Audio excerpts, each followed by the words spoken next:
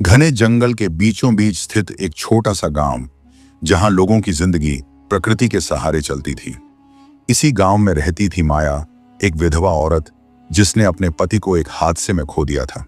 माया की जिंदगी अब उसके छोटे बेटे आदित्य के इर्द गिर्द सिमट चुकी थी। वह दिन रात मेहनत करके अपने बेटे को बड़ा कर रही थी, लेकिन हालात हमेशा उसके पक्ष में नहीं थे। एक दिन गांव में एक रहस्यमयी साधु का आगमन हुआ।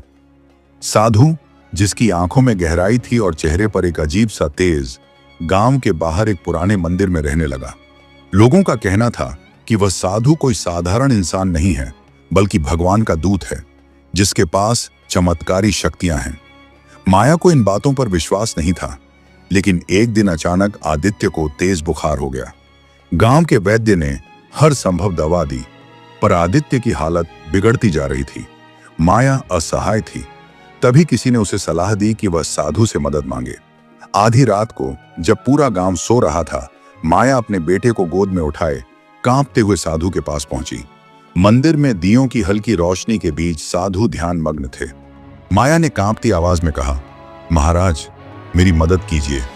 मेरा बेटा, मेरा आदित्य, वह मर जाएगा। साधु ने अपनी आंखें खोली। उनके चेहरे पर शांति और गंभीरता का मिश्रण था।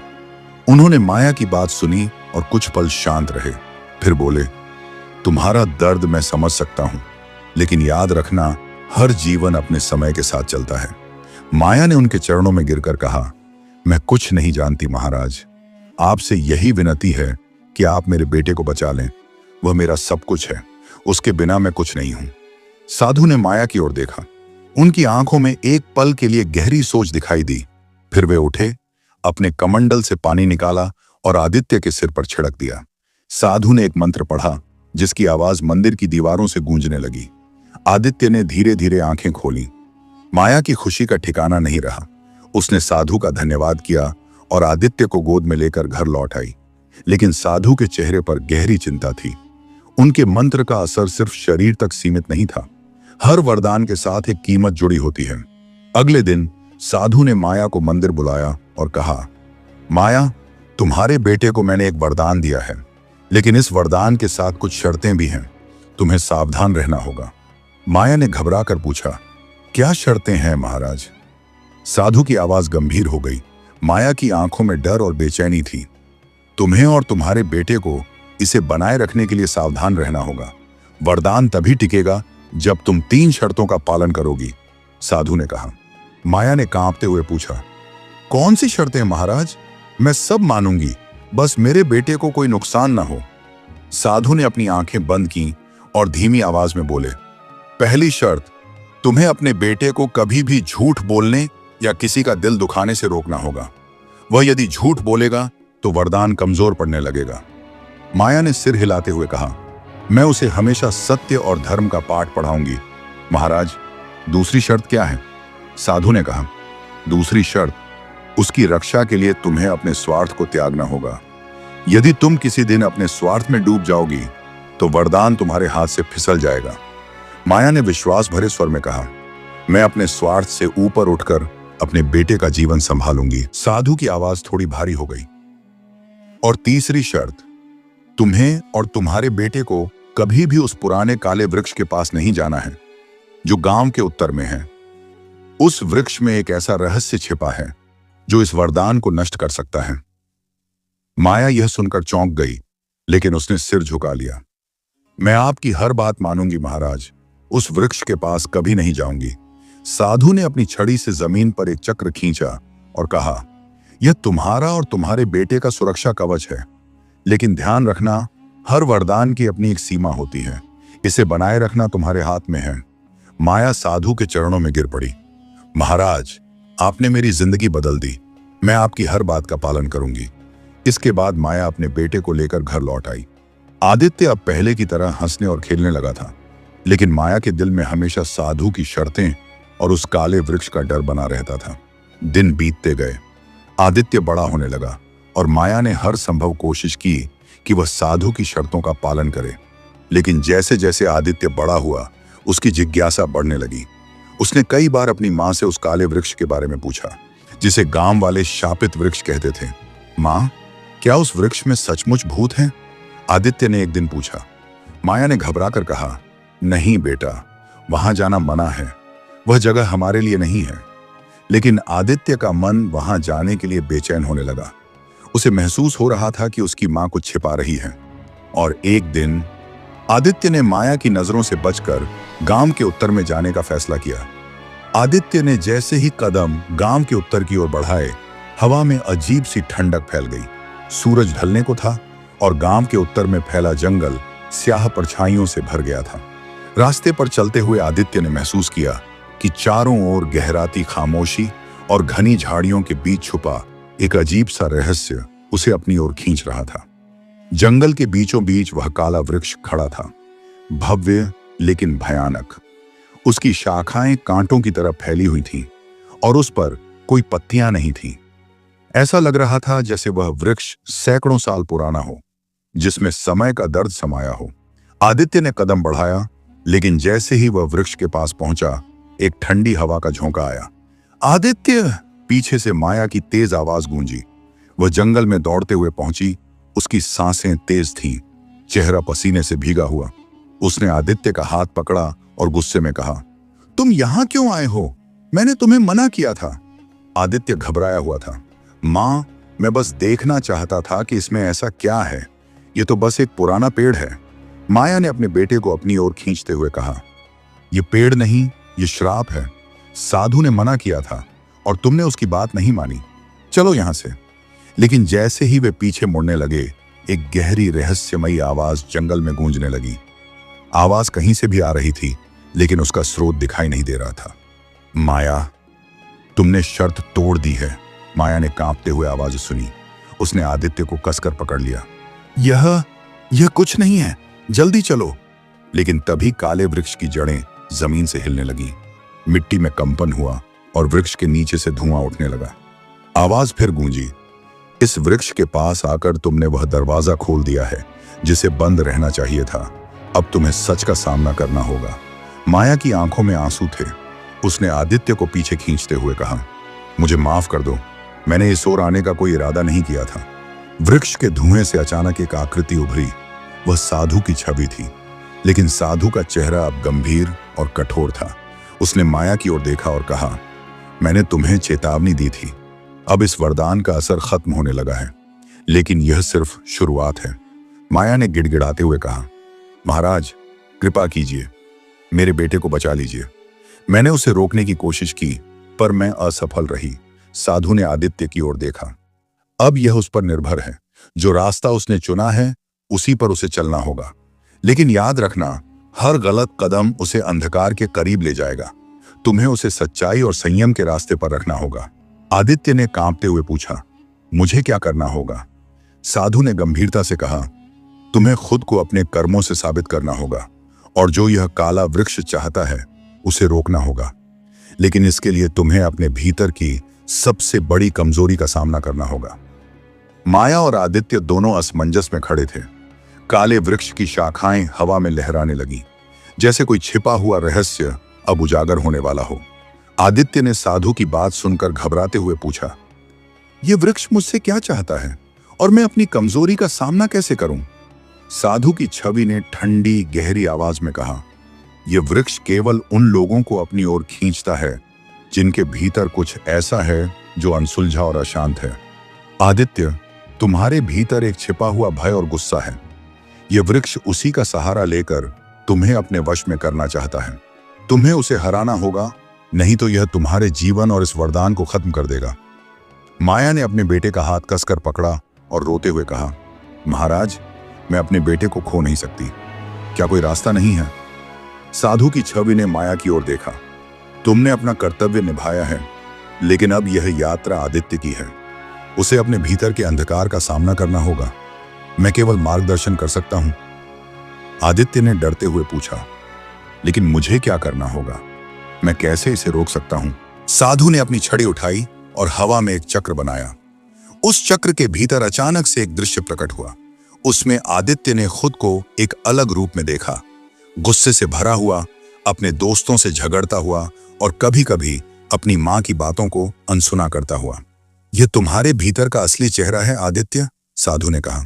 तुम्हारा गुस्सा और असंतोष इस वृक्ष को मजबूत कर रहा है। अगर तुमने इसे नहीं रोका तो यह तुम्हें और तुम्हारे आसपास के सभी लोगों को अंधकार में डुबो देगा। आदित्य को अपनी गलतियां याद आने लगी। वह जानता था कि कभी कभी उसने अपनी मां की मेहनत को अनदेखा किया, छोटी छोटी बातों पर नाराज हुआ और दूसरों को चोट पहुंचाई। वह झुका हुआ खड़ा रहा, उसके भीतर ग्लानि का भाव उमड़ रहा था। मुझे माफ कर दो मां, आदित्य ने कहा। मैंने आपकी बातों को हमेशा हल्के में लिया। अब मैं इसे ठीक करना चाहता हूं। माया ने आंसू भरी आंखों से अपने बेटे को गले लगाया। तुम्हें खुद पर विश्वास रखना होगा बेटा, मैं तुम्हारे साथ हूं, साधु ने कहा। याद रखो, तुम्हें केवल अपने भीतर के अंधकार का सामना करना है। इस वृक्ष को अपना डर और गुस्सा मत दो। जैसे ही तुम खुद को संभाल लोगे, यह वृक्ष अपनी शक्ति खो देगा। तभी वृक्ष की शाखाएं और तेजी से हिलने लगी। जमीन फटने जैसी आवाजें आने लगी और आदित्य ने महसूस किया कि उसकी धड़कनें तेज हो रही हैं। वह डर से कांपने लगा। यही वह क्षण है, साधु ने कहा। या तो तुम इस डर से भागोगे या इसे हराओगे। याद रखो, फैसला तुम्हारा है। आदित्य ने गहरी सांस ली और अपनी आंखें बंद कर ली। उसके भीतर पिछले सभी पलों की तस्वीरें उभरने लगी, गुस्से, पछतावे और डर की। माया घबराई हुई खड़ी थी, लेकिन उसने अपने बेटे को भरोसा दिया। तुम कर सकते हो बेटा, तुम्हारे भीतर हिम्मत है। आदित्य ने आंखें खोली और काले वृक्ष की ओर देखा। मैं अपने डर और गुस्से को अब मुझ पर हावी नहीं होने दूंगा, मैं इसे खत्म करूंगा। आदित्य ने जैसे ही काले वृक्ष की ओर कदम बढ़ाया, उसकी शाखाएं हवा में और ज्यादा तेजी से लहराने लगी। ऐसा लग रहा था कि वृक्ष अपनी पूरी शक्ति से उसे रोकना चाहता हो। आदित्य ने अपनी मुट्ठियां भींच लीं और आंखें बंद करके अपने डर को शांत करने की कोशिश की। अचानक वृक्ष के तने पर एक चमकदार दरार उभर आई और उसके भीतर से गूंजती हुई एक गहरी आवाज सुनाई दी। तुम मुझसे बच नहीं सकते आदित्य, मैं तुम्हारे भीतर का हिस्सा हूं। तुम मुझे हराने की कोशिश कर सकते हो, लेकिन मैं तुम्हारी कमजोरियों से बना हूं। आदित्य कांप गया, लेकिन उसने अपनी मां की ओर देखा, जो पीछे खड़ी हुई थी। माया की आंखों में चिंता थी, लेकिन उनका चेहरा विश्वास से भरा हुआ था। डरो मत बेटा, यह सिर्फ तुम्हारा डर है और डर को हराया जा सकता है, माया ने कहा। आदित्य ने गहरी सांस ली और जोर से कहा, तुम मेरे डर हो, लेकिन मैं अब तुम्हें अपनी जिंदगी पर हावी नहीं होने दूंगा। तुम मेरे गुस्से, मेरी असफलताओं और मेरे पछतावे से बने हो, लेकिन अब मैं इनसे बाहर निकलूंगा। जैसे ही आदित्य ने यह कहा, उसके भीतर एक हल्की सी गर्माहट महसूस हुई। वह हल्का महसूस करने लगा, जैसे कोई बोझ उसके कंधों से उतर गया हो। वृक्ष की शाखाएं हिलना बंद हो गईं और उसकी गहरी डरावनी गूंजती आवाज धीरे धीरे शांत हो गई।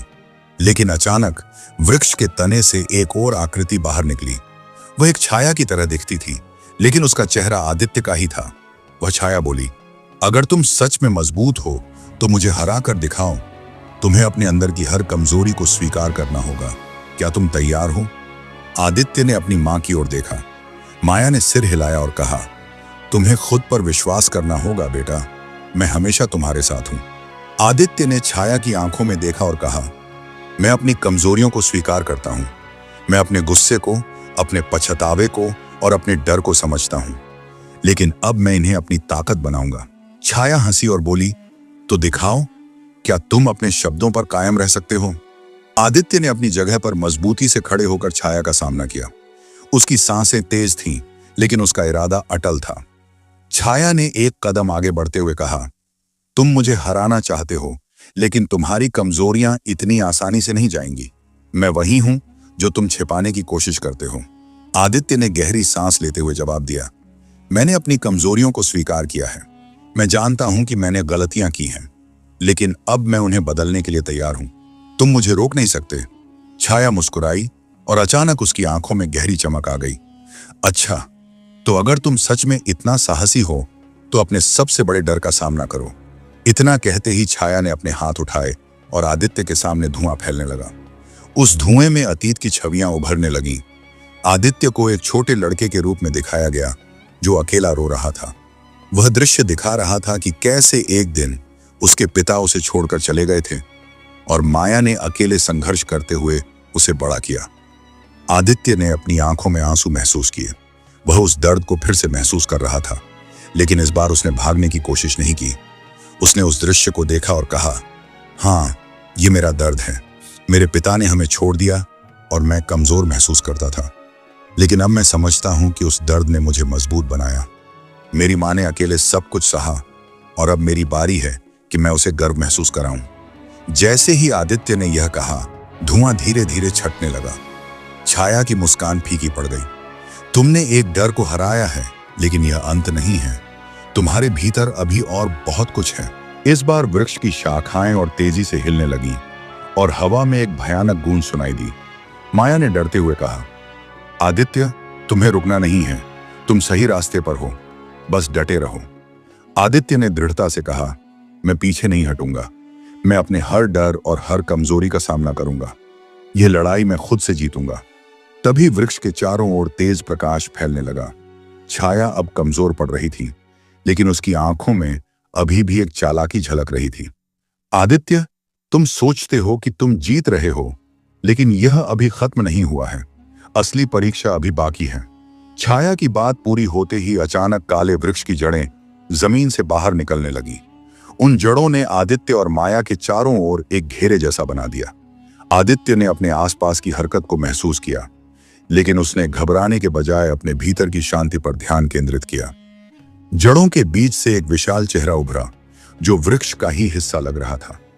वह चेहरा गूंजती हुई आवाज में बोला, तुमने अपने डर का सामना किया आदित्य, लेकिन यह तो सिर्फ शुरुआत थी। अब तुम्हें अपने गुस्से का सामना करना होगा। वह गुस्सा जो तुम्हें अंदर से जलाता है, जो तुम्हारे अपनों को दूर कर देता है। क्या तुम इसके लिए तैयार हो? आदित्य ने गहरी सांस ली। उसे अपने गुस्से के कारण कई बार माया को तकलीफ देते हुए पल याद आने लगे। उसने अपनी मां की आंखों में देखा, जहां चिंता के साथ विश्वास भी झलक रहा था। हाँ, आदित्य ने दृढ़ता से कहा, मैं अपने गुस्से का सामना करूंगा। जैसे ही उसने यह कहा, अचानक जड़ें पीछे हट गईं और आदित्य खुद को एक अलग जगह पर खड़ा हुआ पाया। यह जगह उसका ही घर था, लेकिन एक अजीब सी धुंध में डूबी हुई। वहां की हर चीज धुंधली थी, लेकिन एक दृश्य बिल्कुल साफ दिख रहा था। वह अपनी मां पर गुस्सा कर रहा था। तुम हर समय मुझे रोकने की कोशिश करती हो। मैं तुम्हारे बिना भी सब कुछ कर सकता हूं।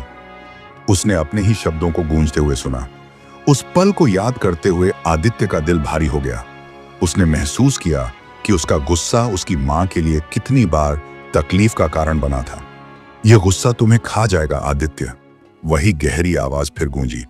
अगर तुम इसे नियंत्रित नहीं कर पाए तो यह तुम्हारे रिश्तों को खत्म कर देगा। आदित्य ने अपने गुस्से से भरे पुराने क्षणों को देखा और अपनी आंखें बंद कर ली। उसने महसूस किया कि उसका गुस्सा हमेशा उसकी असुरक्षा और दर्द से उपजा था। उसने अपनी सांसों को गहरी और धीमी करते हुए कहा, मैं स्वीकार करता हूं कि मैं गलत था। मेरा गुस्सा मेरी कमजोरी थी, लेकिन अब मैं इसे अपनी ताकत बनने दूंगा। मैं इसे खुद पर और अपने अपनों पर हावी नहीं होने दूंगा। उसके शब्दों के साथ ही धुंध छंटने लगी। माया की आवाज दूर से सुनाई दी, आदित्य, तुम सही कर रहे हो। अपने आप पर भरोसा रखो। जगह फिर से बदलने लगी और आदित्य वापस काले वृक्ष के सामने खड़ा था। उसकी आंखों में अब डर नहीं था। छाया अब और कमजोर दिख रही थी, लेकिन उसने आदित्य से कहा, तुम मजबूत हो रहे हो, लेकिन यह अंत नहीं है। जब तक तुम अपने हर पहलू को स्वीकार नहीं करते, यह लड़ाई खत्म नहीं होगी। और तभी वृक्ष की शाखाओं ने अचानक से एक नया आकार लेना शुरू किया। वह आकार एक दरवाजे की तरह लग रहा था, जो धीरे धीरे खुल रहा था। उस दरवाजे के भीतर से तेज रोशनी निकल रही थी और उसके साथ एक अजीब सी सिहरन पूरे जंगल में फैलने लगी। माया ने कांपते हुए पूछा, आदित्य, अब क्या होने वाला है? आदित्य ने दरवाजे की ओर देखा और कहा, अब मुझे इस दरवाजे के अंदर जाना होगा। यही असली परीक्षा है। दरवाजा पूरी तरह से खुलते ही उसके भीतर से एक गूंजती हुई आवाज आई, यह तुम्हारी अंतिम परीक्षा का आरंभ है आदित्य। इस दरवाजे के पीछे केवल सत्य है। क्या तुम सच्चाई का सामना करने के लिए तैयार हो? आदित्य ने पीछे मुड़कर अपनी मां की ओर देखा। माया की आंखों में चिंता तो थी, लेकिन उनका चेहरा विश्वास और साहस से भरा हुआ था। जाओ बेटा, माया ने कहा, यह लड़ाई तुम्हारी है। मैं हमेशा तुम्हारे साथ हूं। आदित्य ने साहस बटोरा और दरवाजे के भीतर कदम रखा। उसके चारों ओर रोशनी थी, इतनी तेज कि उसने अपनी आंखें बंद कर ली। लेकिन जैसे ही उसने आंखें खोलीं, वह खुद को एक विशाल दर्पण के सामने खड़ा पाया, दर्पण में उसकी परछाई नहीं थी, बल्कि उसमें उसके जीवन के सारे पल दिख रहे थे, अच्छे भी और बुरे भी। उसने देखा कि कैसे उसने बचपन में छोटी छोटी बातों पर जिद की थी। उसने माया को अकेले संघर्ष करते देखा, जबकि वह गुस्से में अपने दोस्तों और पड़ोसियों पर चिल्लाता था। वह पल भी दिखा जब उसने अपनी असफलताओं का दोष दूसरों पर मढ़ा था। दर्पण के भीतर से एक आवाज आई, तुमने अपनी गलतियों को देखा है, अब बताओ, क्या तुम इन गलतियों के साथ जी सकते हो? क्या तुम खुद को माफ कर सकते हो? आदित्य ने गहरी सांस ली और कहा, मैंने बहुत गलतियां की हैं। मैंने अपनी मां को तकलीफ दी, अपने दोस्तों को दूर किया और अपने भीतर गुस्सा और डर को जगह दी। लेकिन अब मैं समझता हूं कि यह सब मुझे मजबूत बनाने के लिए था। मैं खुद को माफ करता हूं और अपने आप से वादा करता हूं कि मैं बेहतर बनूंगा। जैसे ही उसने यह कहा, दर्पण टूटकर बिखरने लगा। उसके चारों ओर का प्रकाश बदलने लगा और वह खुद को फिर से काले वृक्ष के पास खड़ा हुआ पाया। लेकिन इस बार कुछ अलग था। वृक्ष अब शांत था, उसकी शाखाएं स्थिर थीं। छाया भी कमजोर होकर जमीन पर बैठ गई थी। छाया ने थकी हुई आवाज में कहा, तुमने अपनी सच्चाई को स्वीकार कर लिया है। तुमने अपने डर और गुस्से को हराया है। लेकिन याद रखो, यह केवल शुरुआत है। जीवन तुम्हारे सामने कई और चुनौतियां लाएगा। क्या तुम हर बार इसी तरह खड़े रह सकोगे? आदित्य ने दृढ़ता से कहा, मैंने सीखा है कि हर चुनौती मुझे मजबूत बनाने के लिए होती है। मैं तैयार हूं। साधु की छवि फिर से प्रकट हुई। उसने आदित्य की ओर देखकर कहा, तुमने आज खुद को पाया है और यह सबसे बड़ी जीत है। लेकिन याद रखना, अपने भीतर की लड़ाई कभी खत्म नहीं होती। हमेशा जागरूक रहो और अपने मन को साफ रखो। तभी माया ने आदित्य को गले लगा लिया। उसकी आंखों में खुशी और गर्व के आंसू थे। तुमने कर दिखाया बेटा, मुझे तुम पर गर्व है। लेकिन तभी काले वृक्ष के पास जमीन हल्की हल्की कांपने लगी और एक नई गहरी सुरंग दिखाई देने लगी। साधु की आवाज गंभीर हो गई, आदित्य, यह तुम्हारी अगली यात्रा का संकेत है। जैसे ही आदित्य और माया ने उस नई सुरंग की ओर देखा, वहां एक अजीब सी ठंडी हवा महसूस होने लगी। जमीन के नीचे से एक गहरी दहशत फैल रही थी और यह महसूस हो रहा था कि कुछ बड़ा होने वाला है। आदित्य की धड़कन तेज हो गई, लेकिन उसने एक कदम आगे बढ़ाया। मां, ये क्या है? आदित्य ने थके हुए लेकिन उत्सुक स्वर में पूछा। माया ने सिर झुका लिया और धीरे से कहा, यह वो रास्ता है जिसे बहुत कम लोग पहचानते हैं। ये वही जगह है जहां सच्चे ज्ञान और शक्ति का उदय होता है।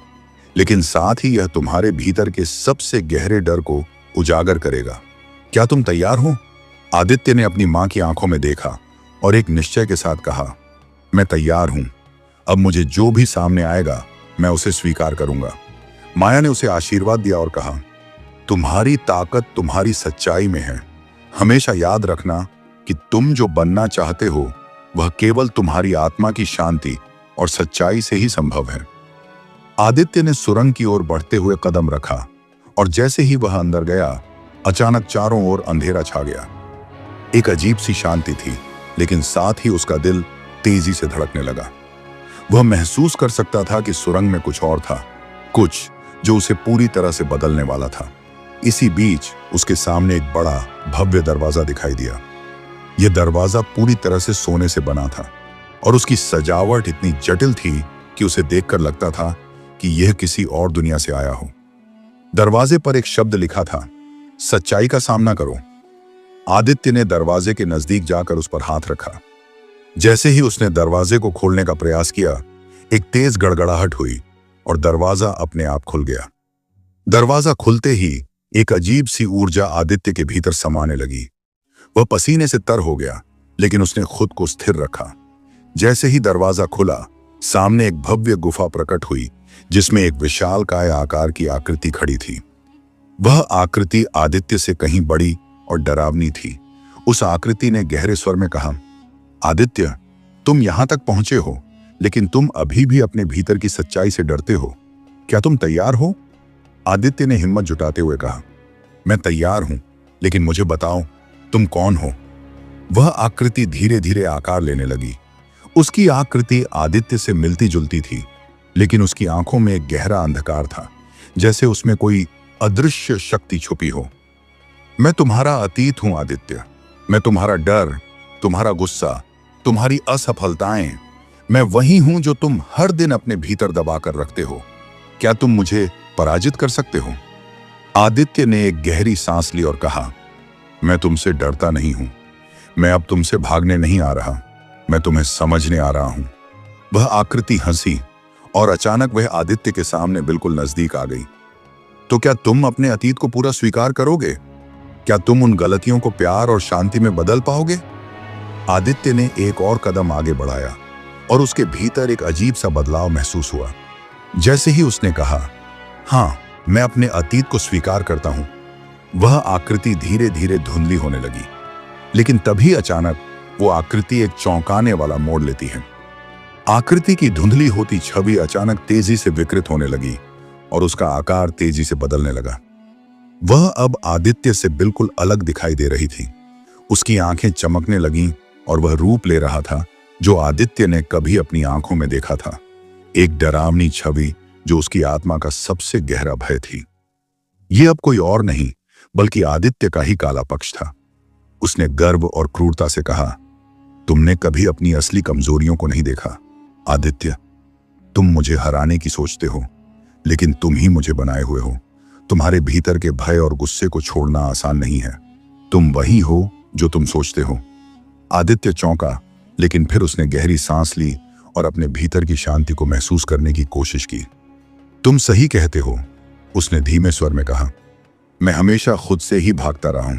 मैं अपने डर से डरता रहा हूं, लेकिन अब मुझे यह स्वीकार है। तुम मेरी कमजोरी हो, लेकिन अब मैं तुम्हें मेरी ताकत बनने दूंगा। आकृति ने उसकी ओर घूरते हुए कहा, तुम सोचते हो कि तुम मुझे स्वीकार कर सकते हो? तुम्हारा डर तुमसे कभी नहीं भागेगा, वह हमेशा तुम्हारे भीतर रहेगा। यह तुम्हारे जीवन का अंतिम सच है। आदित्य ने आंखों में एक ठंडी दृढ़ता दिखाई। तुम केवल मेरे डर का रूप हो, लेकिन अब मैं तुम्हें नियंत्रण नहीं करने दूंगा। मैं तुमसे नहीं डरता, तुम मुझे मेरी ताकत नहीं छीन सकते। जैसे ही आदित्य ने यह कहा, अचानक एक तेज ध्वनि गूंज उठी और आकृति का चेहरा तड़पने लगा। उसकी छाया धीरे धीरे गायब होने लगी और उसे एक अजीब सी हलचल महसूस होने लगी। उस ध्वनि के साथ ही पूरी गुफा की दीवारों में दरारें पड़ने लगी। आकृति अब पूरी तरह से लुप्त हो चुकी थी, लेकिन एक आवाज जो पहले से भी गहरी और शक्तिशाली थी, अब गुफा में गूंज रही थी। तुमने मुझे हराया है आदित्य, लेकिन तुम्हारी असली यात्रा तो अब शुरू हुई है। क्या तुम सच्चे अर्थों में अपने आत्मा के भीतर की लड़ाई को जीत सकोगे?